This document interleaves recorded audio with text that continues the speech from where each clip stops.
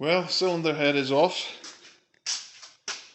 This is the block and the turbo. The turbo actually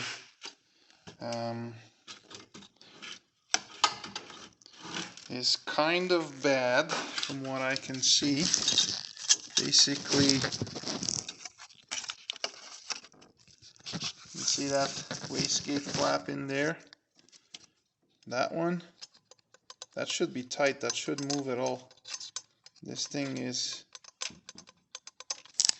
quite a bit of play, and what happens, it leaks exhaust through there, so instead of spinning that impeller, it's just leaking it through here and not making boost. I have no doubt that this car was down on power because of that, and probably throw in a P0299 under boost condition.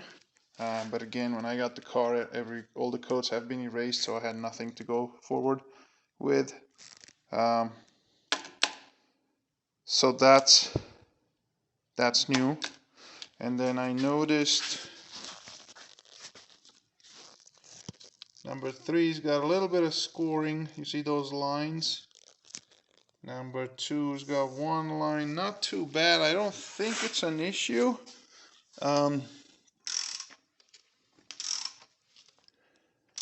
Number 1 is the weirdest one because it has these pitting spots.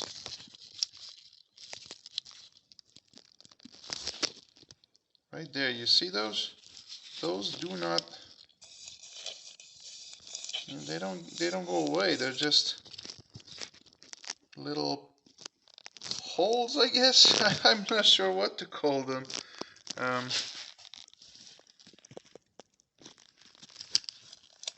I don't think it's going to be an issue, but I am documenting it just in case. Here's number 4.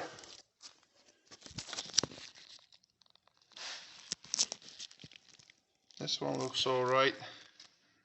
No scoring, no nothing. So, number 1, that one has the pitting thing going on. Number 2 has one scoring line. Number 3 has like 3 or 4 scoring line. And number 4 looks good. Now, mind you, this car has, I don't know, 140, 150,000 miles on it. So it's not uncommon to find that.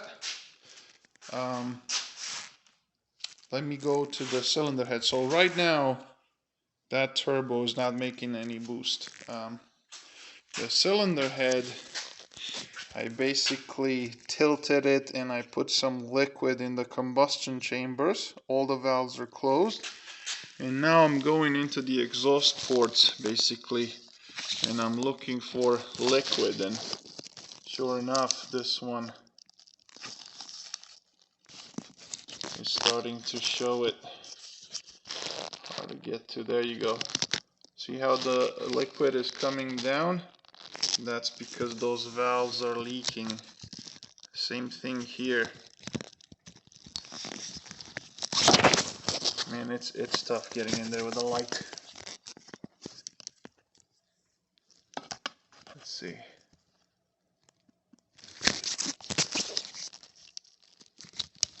You see that? There you go.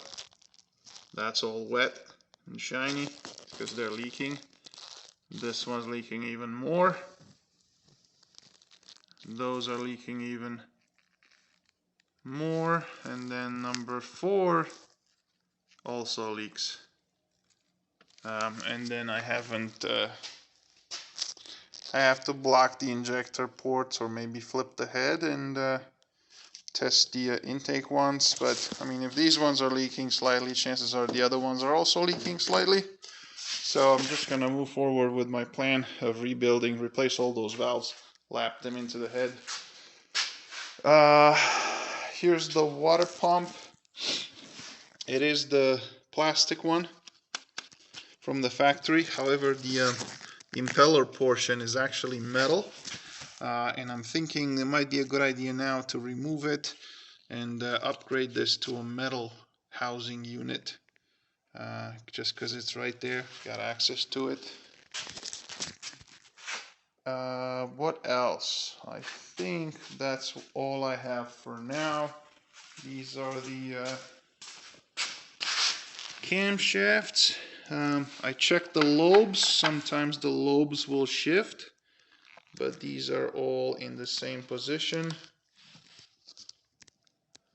No shifted lobes.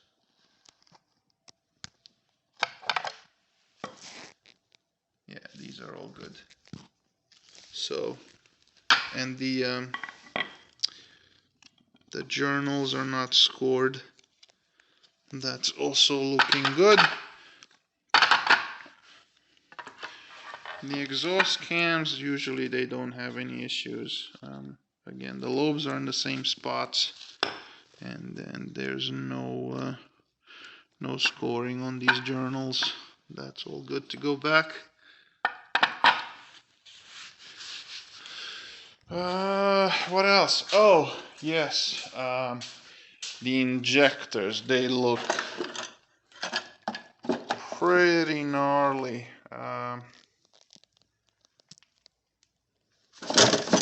I recommend that we replace all 4 of these guys. 2 came out, 2 stayed in the head. I had to extract them. Here they are. Just full of carbon and junk. If it was my car, I would definitely change them.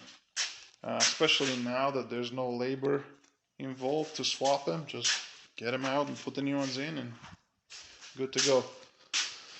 So this is where we are right now.